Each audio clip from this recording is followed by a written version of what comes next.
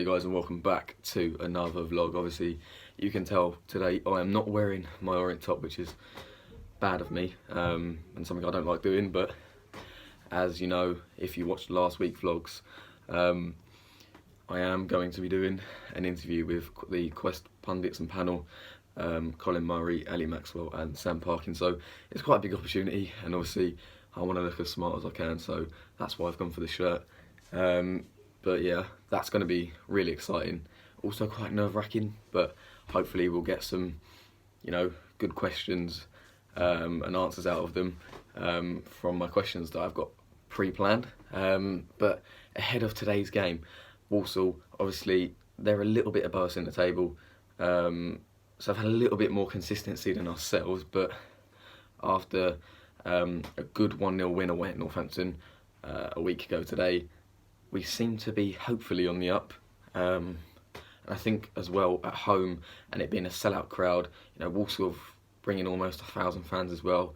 The atmosphere should be absolutely brilliant, which should make the game a lot better, obviously a lot more intense, and just a much better afternoon. So I think it's really going to be a good day, a good game, and hopefully one that we'll be getting 3 points out of at the end of it. But one noticeable thing I looked at from Walsall was they've only scored 8 goals all season, which is quite alarming considering what we're now 11-12 games in, which is obviously less than 1 per game. So they seem to look like they struggled to find the net, but then again we have got quite a poor defence.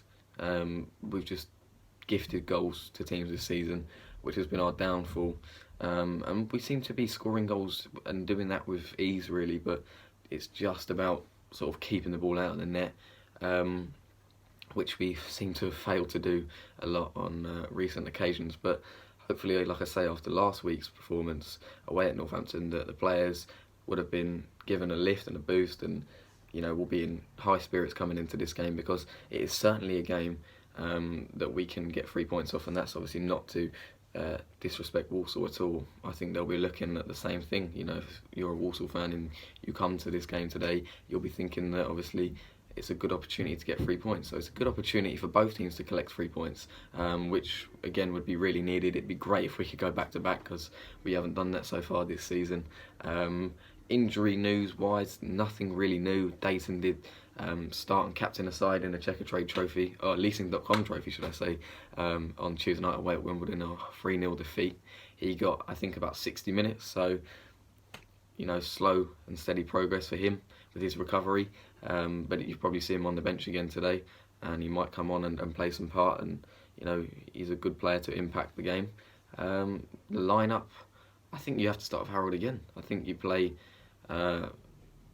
I think this is what it will be. Brill in goal, left back Widdowson, centre back Happy and Coulson, right back they might play Marv there because obviously Ling's injured. Centre mid I'd go Marsh holding, with Clay and Wright in the middle, Harold up front, Wilkinson out on the left, Brophy out on the right. Very similar to, well, pretty much similar to what we ended on at Northampton last week, but I think that's a good team to play, a good effective team. It worked last week. If it's not broken, don't fix it. So I'd go with the same team that pretty much ended the game. My score prediction ahead of the game, I think there'll be goals. I just think the fact that we can score goals, our defence is not great. I think there might be goals. I'm going to go for a cheeky 3-2 Orient. So let's get down to Brisbane Road and meet the Quest pundits. Come on, Euros.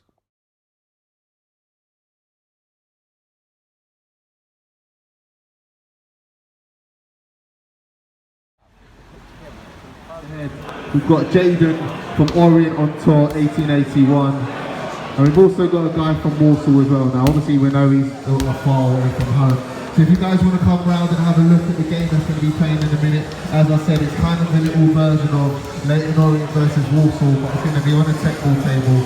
So if you're an Orient fan, make sure you get behind Jaden. So what are your first thoughts on Brisbane Road then?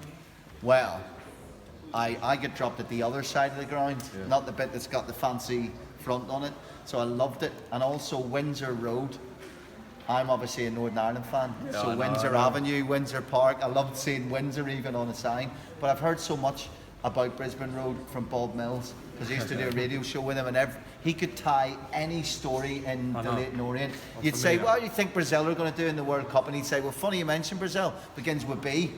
Brisbane Road, let's talk about the O's. So yeah, I feel like I know it before I got here, but yeah, proper community club, ensconced in the fan base.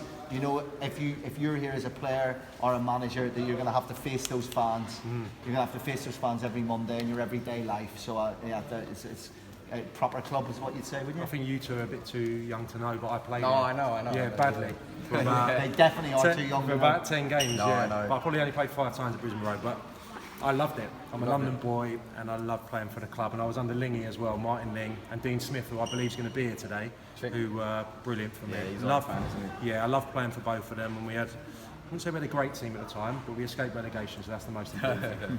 So obviously after a very, very tough summer here, what do you make of our start to the new season? I think if you look at it from the point of view of just wins, it doesn't tell the story. Was it 3 wins in 12? But this is a team that has had to fight, had to galvanise the fans, the community, the dressing room. All of the staff of this club have had to really pull together, but they were already there anyway. They were already that close knit, and if anything, they're even more so. I look at the fact more. You look at the 4 draws, and you actually look at the style of the defeats.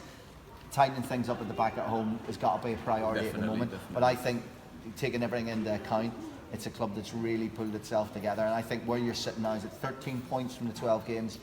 I think that's a really good return, taking everything into consideration. I would say so anyway. Yeah, and I was here for the Swindon game, and it obviously didn't go to plan that day, but I know Ross well, and I think they try and play the right way, which is encouraging. I think they try and play good football, and I think the pattern of the season's been set. I think it's going to be a struggle, but I think they've got enough in the squad, enough match winners, to get enough wins to get them away from the relegation zone. That's what I've seen so far. It's not going to be consistent, but I think they'll be okay. I'd agree 100% with that. So life was tough in the National League, but along come Justin Edinburgh. He got the club together as one, galvanised it, and obviously much loved here. So when he passed, it obviously massively has affected the club. Have any of you crossed paths with him in your careers? Not with me, funny enough. No, I never worked for him, but I've got a lot of friends who have in the last few years, and all say what a great guy he was. So, and I know a lot of the people on the current books and current staff. So, yeah, it's a huge loss, and you just have to think that Martin Ling and Ross have had a really tough job this season, but the place has obviously taken a huge blow, but they've done really well to just get them on an even keel. Performances have been decent, and it's going to be very difficult for the next man to come in, because he's left such a legacy. And you've said, Martin Ling, a man who's got to lead that club to that, and he knows it inside out in so many different ways over the years. So the next week is going to be really interesting. It seems to be an open secret. I think everyone pretty much knows it'll be next week for a new manager. So we got to look. Who do you want? I mean, you're the fan. Who do you want in here? I'd quite like Derek Adams, I think, because obviously he's just a natural winner. He's done well at Plymouth in this division, obviously took them to 8th in League One. So I think maybe someone like him, who's obviously got experience of getting out of this division and just managing at this level, I think. He seems to be favoured at the moment. We mentioned Calderwood, that's obviously not an option now.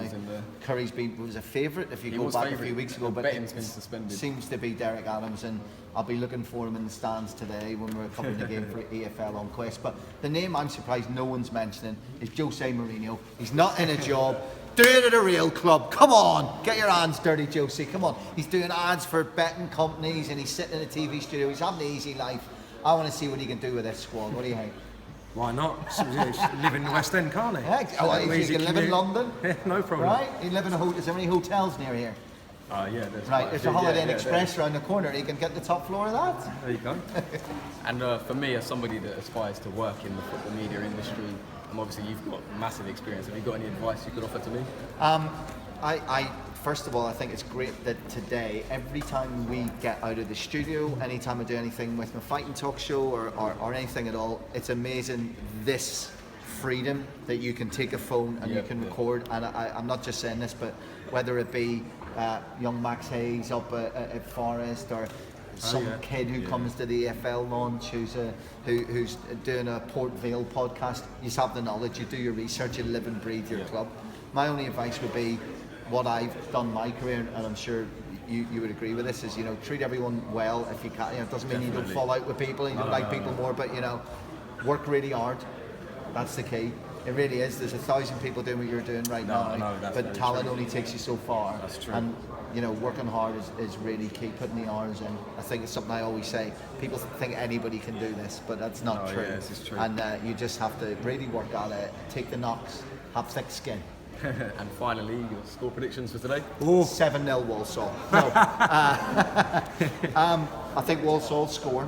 Yeah. If you're looking at it purely from that point of view, they got hammered last week, but that was off the back of really picking up. But they don't blow teams away. Walsall, No, the real problems in that front with goals. They've only scored 8 goals this whole season. Yeah, but here's the thing, and this is why I think it will come good for Walsall. You look at all 8 of those goals, all scored by players that Darrell Clark brought into the club.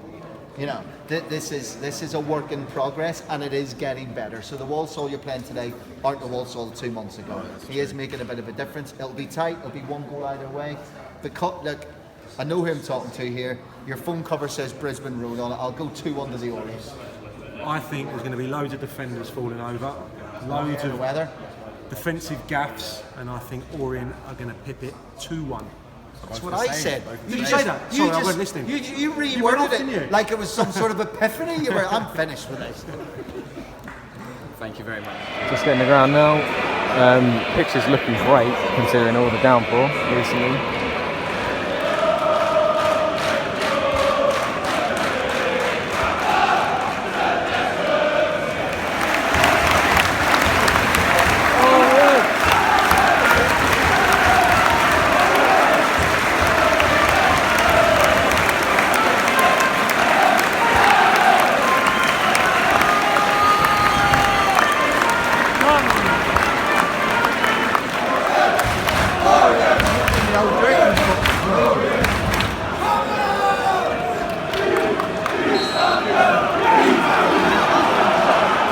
Superb footwork through Gorman to burst through 3 defenders and get fouled just on the edge of the box. Free kick here. I don't know who's going to have it. Right, and Wilkinson. It might be Wilkinson with the left foot. Hit the wall.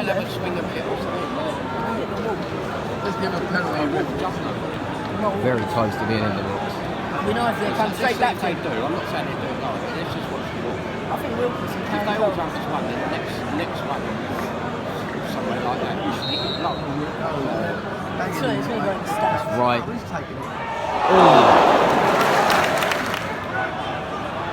Oh, yes! Off the line.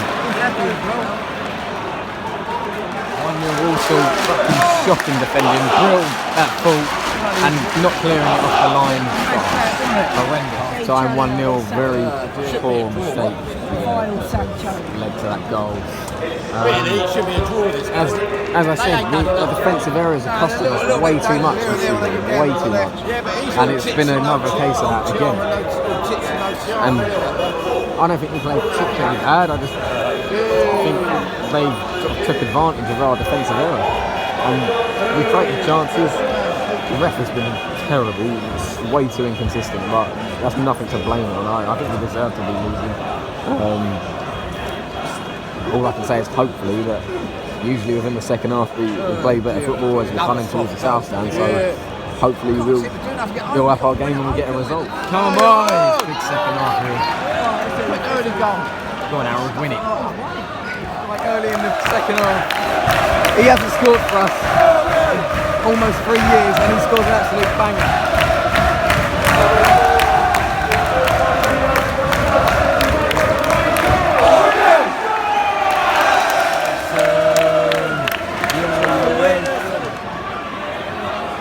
Happy? Go on.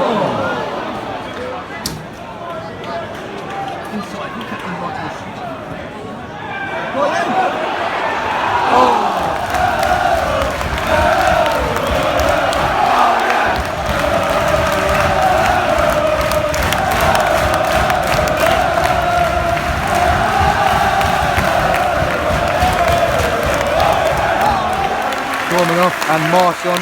Good performance from Jim.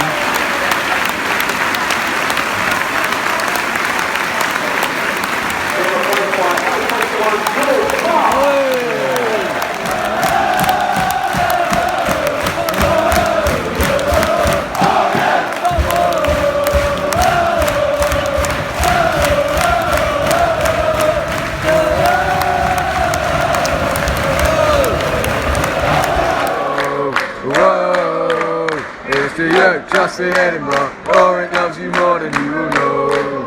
Whoa. Wilkinson's been sent off. I don't even know why. I don't understand it.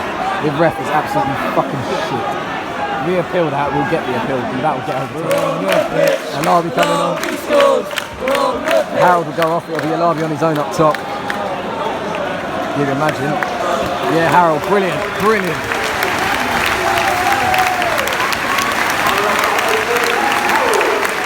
Absolutely superb.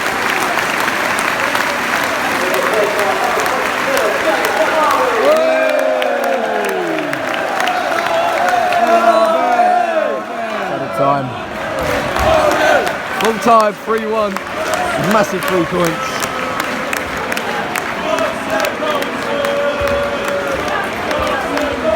Wanker.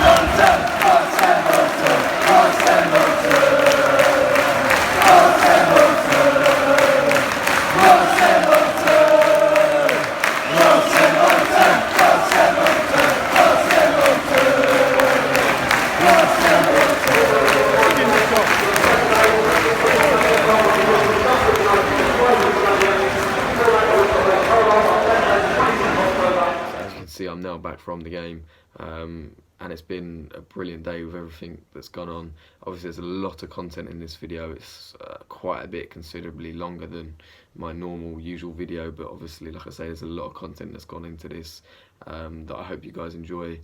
And obviously I've got to say a massive thank you to Quest and to Techball for giving me this opportunity to do this, because obviously as somebody that aspires to work in the football media industry, this is obviously massive valuable experience for me, and obviously something I'll never forget, you know. And doing that interview today was nerve-wracking. As you could probably tell, I was nervous in it as well, but it was also, you know, it was brilliant for me to do that. And like I say, I can only thank these guys enough. Obviously I'll leave the link to Quest and what they want me to leave the link to in the description below. Obviously make sure you check them out. I'm sure, let's be honest, 99% of you probably do watch them.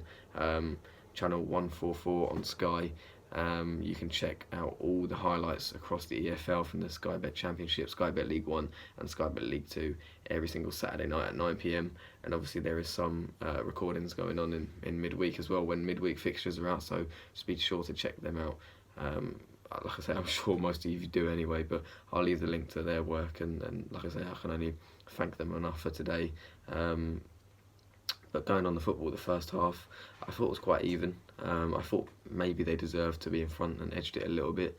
I thought that, you know, the goal we conceded, as I mentioned in the pre-match analysis, that sloppy goals is our downfall, and it was again. And we went into the break at half-time trailing. I think, like I say, probably deservedly so.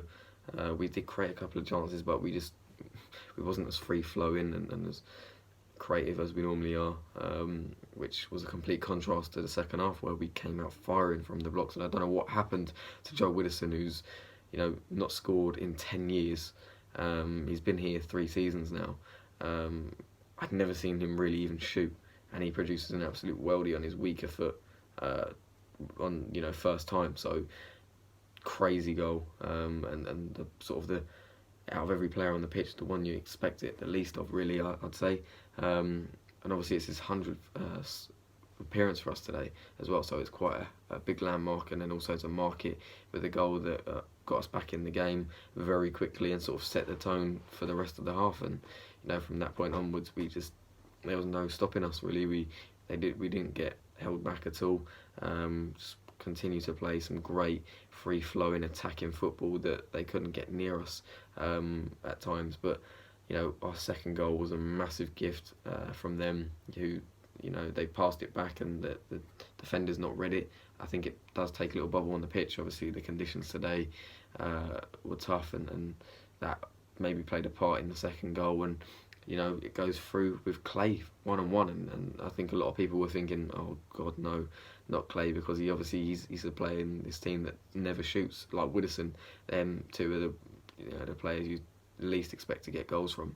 Clay ended up going one-on-one, and he squared it to Harold, who slotted it home very nicely, considering he's still quite away from goal. And I think that maybe sort of got a little bit underlooked, how difficult that finish actually is, to do that from that angle and come in running onto the ball first time, which is brilliant, and a testament to him. He's really changed the way we play, and it's a massive part in us picking up 7 points from 9 games in our last 3, Harold, because since he's come in at that Port Vale game at half time, he's literally changed our team. And then you know, we kept sort of going at them as well, and then the third one did come eventually through Wilkinson. And I like the fact that we didn't hold back. You know, we didn't try and sit deep. You know, we went to kill the game off and to get the goals, and we found the second goal, and then we found the third goal that I'd say at that point definitely killed the tie off. Nice goal from Wilkinson. I think it took a little bit of a deflection, but I think it was going in regardless, because he just completely sort of wrong-sided the goalkeeper. It's kind of undoes that goal because he got sent off for grabbing a Walsall player around the throat. I've seen it back on the highlight show on Quest tonight, and I think that it was silly. It was heat of the moment, I think, but you can tell he's the kind of player that's definitely got a temper to him. You know, he's sort of been involved in an incident before, which has obviously led us and Port Vale to both be fined. So, you know, that sort of let him down a little bit today, and I think he knows that because he did apologise on social media afterwards. But it is a big loss to us, to be honest, for our team. Straight red card, which will see him out for the next 3 games. I don't think there's any point appealing it. At the time, I didn't really see it, and I was baffled as to why he'd been sent off. But now I've seen it back, and you know, you can see why. Obviously, that is not allowed in the game, and it is a straight red. It's silly, and hopefully he'll learn from his mistake. But you know, he's going to be a big loss, definitely, because at the start of the season, him and Angle were our front two, and they'll both, you know, not even be in contention for our next 3 games. So it leaves us with Harold, who's been brilliant, and then you either choose from Alabi, Dennis or Situ. He'll probably go with Dennis next week away at Grimsby, but you know, we won't really get into that too much. But yeah, we held out on 3-1, had 10 men for the last 10 minutes, but in the end, a really good day at the office to come back from a goal down at half time, and you know, to have a complete contrast in the second half to the first half and play as well as we did is a real credit to ourselves. And you know, it looks like that's going to be Ross's last game in charge, and you know, what a man he is. You know, I've touched upon how great he is before, and we don't need to do that again, but he definitely got the appreciation and love that he deserved at the end from the fans. And it's really, it doesn't actually surprise me, the fact that we picked up 7 points from a possible 9 in the last 3 games since he stepped down. I think that pressure's, you know, been undone, and you can tell that. There was really interesting development tonight. Kent T come out on the O show and said that they found a new manager. They're agreeing a compensation fee with the club, which clearly tells you that we're going to be, you know, getting somebody else's manager, which is very exciting. The initial thoughts is Colin Calderwood, but you know, there is new interesting development that it's Bournemouth's academy manager. I can't even remember his name off the top of my head, but it was a very underwhelming name. But I just hope it's not him. But yeah, we won't go into that. Yeah, but a massive thanks to Quest, as I mentioned earlier, for allowing me to do this and the interview. Let me know what you guys think, because obviously it was quite a big thing for me, and I hope you guys enjoyed it. Please like, comment and subscribe, and then I'll see you next week away at Grimsby. Up the O's.